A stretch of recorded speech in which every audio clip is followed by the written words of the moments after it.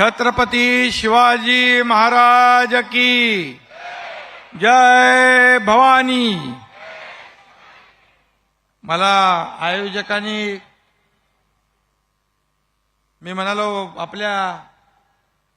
माझ्या अगोदर कोणतरी भाषण करेल, तो एकट्याला बॅटिंग करायला ठेवलंय।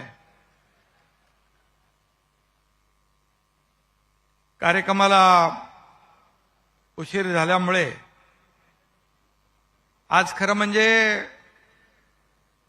हा भाषणाचा कार्यक्रम नाहीच आहे।